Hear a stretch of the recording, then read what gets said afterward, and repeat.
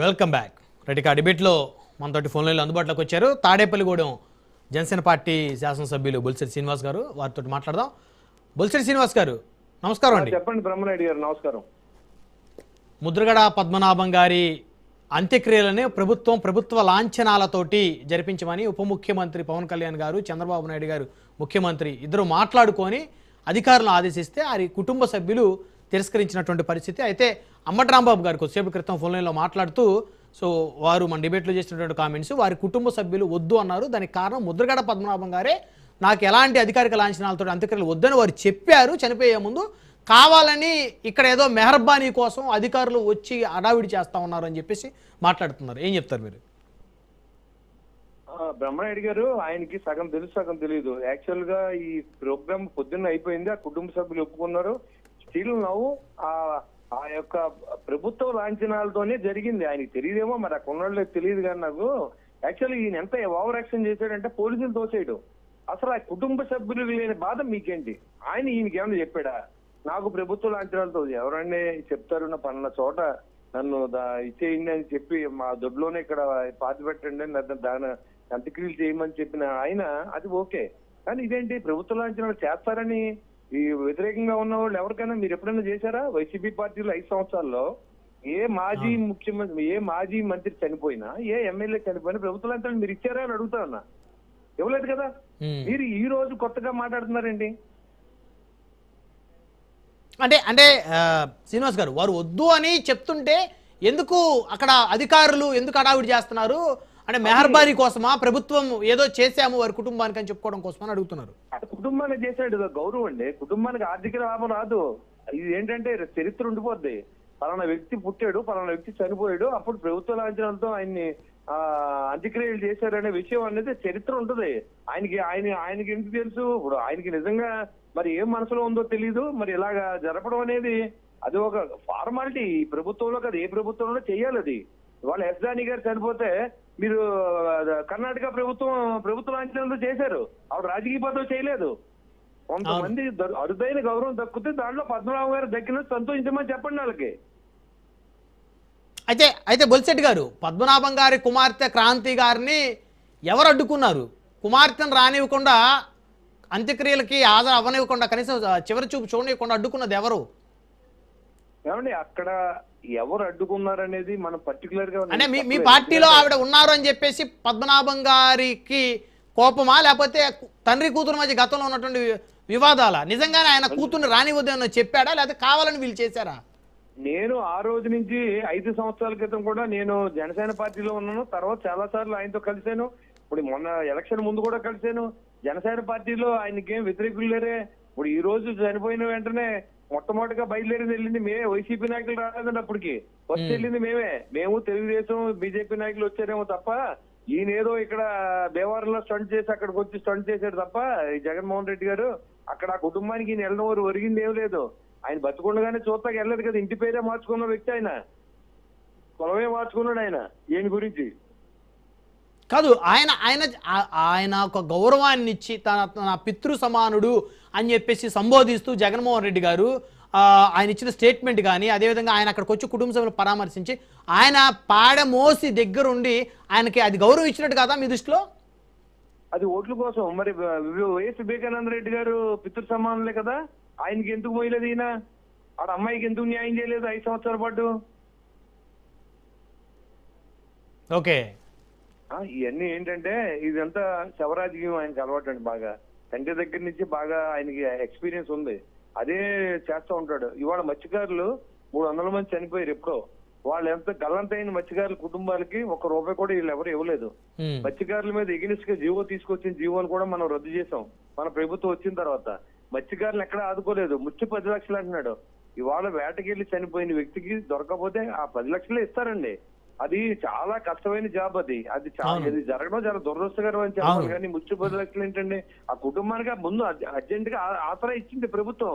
తర్వాత వాళ్ళని ఎలా బతకాలో ఆలోచన చేయవలసిన అవసరం ఉంది, చేస్తాం. ఇతనేంటి ముచ్చి 10 లక్షలు నువ్వు ఎంత ఇచ్చావు చెప్పు.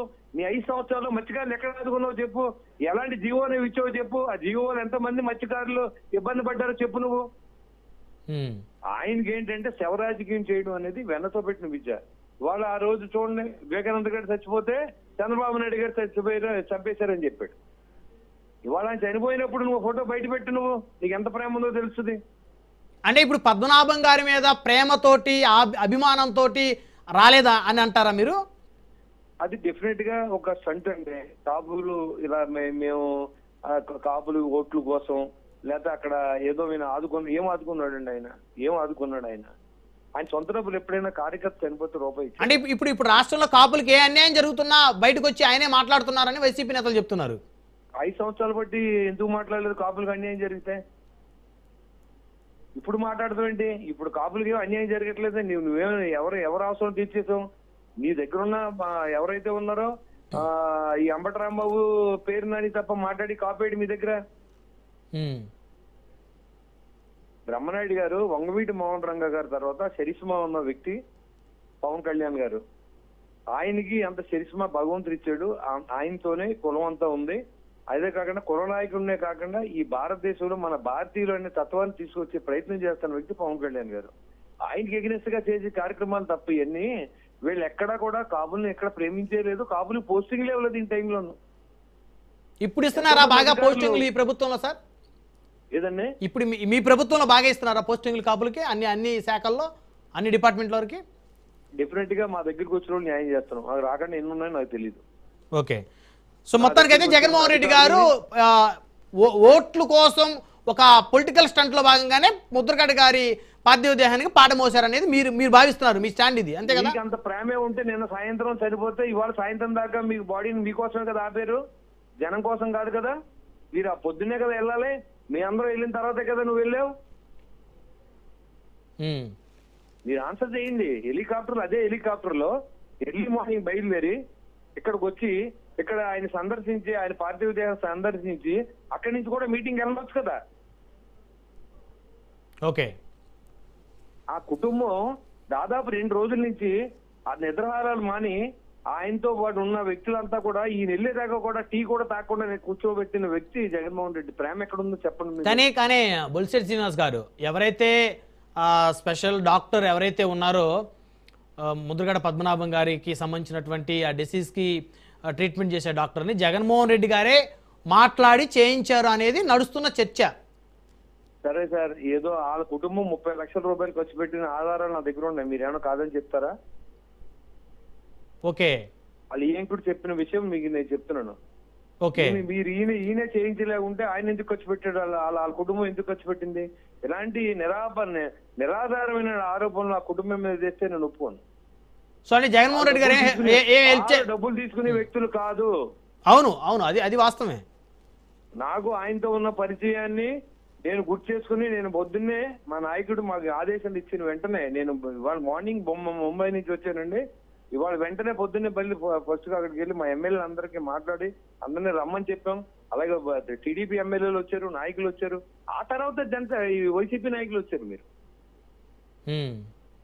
మీరు అంత ఇంపార్టెన్స్ ఎక్కడ ఇచ్చారని అడుగుతున్నాను. మీరు అది చెప్పాలి కదా. అంటే ఇక్కడ ఇంకొక క్వశ్చన్ మిమ్మల్ని అడగాల్సి వస్తుంది బుల్శెట్టి గారు. చెప్పండి. పవన్ కళ్యాణ్ గారికి ఆరోగ్యం బాగలేదు, శస్త్రచికిత్స జరిగింది, వారు వచ్చే పరిస్థితి లేదు. వారు గనక అవకాశం ఉంటే వచ్చేవారని అనుకుందాం, పక్కన పెడదాం. చంద్రబాబు నాయుడు గారు రాలేదు కదా. మరి చంద్రబాబు నాయుడు గారు రావడం అనేది ఆయన మీద ఈయనకి ఒక ద్వేషం ఉంది. ఇద్దరికి ఏంటంటే మా ఇంట్లో కుటుంబాన్ని పోలీసులతో కొట్టించారు. నా దగ్గర కూడా ఆయన చెప్పిన సందర్భం నాకు తెలుసు. ఆ సందర్భంలో ఆయన వెళ్ళడం అనేది కరెక్ట్ కాదు కదా. ఇప్పుడు ఆయన చేశాడా లేదా? ప్రభుత్వ లాంఛనాలను ఏర్పాటు చేయడంలో సీఎం గా ఇచ్చాడు. అదే జగన్మోహన్ రెడ్డి మాలాంటి వాళ్ళు ఎవరైనా పోతే ఇస్తాడా అని అడుగుతాను నేను. బాగా సత్యలేడు అని అనుకుంటాడు. కానీ ఇవాళ చంద్రబాబు నాయుడు గారు పవన్ కళ్యాణ్ నాకు చేయలేదే. ఎర్లీ మార్నింగ్ నాకు ఫస్ట్ ఫోన్ వచ్చింది. మనం ప్రభుత్వ లాంఛనాలను ఏర్పాటు చేసాం, కుటుంబాన్ని ఆదుకుంటాం, మీరు వెళ్ళి చెప్పిరమ్మని నాకు పవన్ కళ్యాణ్ గారు ఫోన్ చేశారు డైరెక్ట్ గా. మరి ఆయనకి అంత ఇంపార్టెన్స్ ఇచ్చినప్పుడు మీరు పొద్దున్నే ఏం చేశారు అంటున్నాను. ఆయన రాలేని పరిస్థితిలో ఉన్నారు. ఆయన ప్రగాఢ సానుభూతిని తెలియజేయమని పంపించారు. మా ఎమ్మెల్యేలు అంతా వెళ్ళాం, మా మంత్రులు వచ్చారు. Okay right. ధన్యవాదాలు బొలిశెట్టి శ్రీనివాస్ గారు ఫోన్ లైన్ అందుబాటులోకి వచ్చినందుకు. రైట్, ఇక మనం డిబేట్లోకి వెళ్దాం. మనతో డిబేట్లో జాయిన్ అయ్యారు బాడిత శంకర్ గారు, జనసేన పార్టీ నాయకులు, central Andhra zone convener. So మనతో డిబేట్లో జాయిన్ అయ్యారు. అదేవిధంగా సింగళూరు వెంకటేష్ గారు, సీనియర్ అడ్వకేటు, రాజకీయ విశ్లేషకులు, వారు కూడా మనతో జూమ్ కాల్లో జాయిన్ అయ్యారు. అదేవిధంగా వేల్పూరి శ్రీనివాస్ గారు కాపు నాయకులు వారు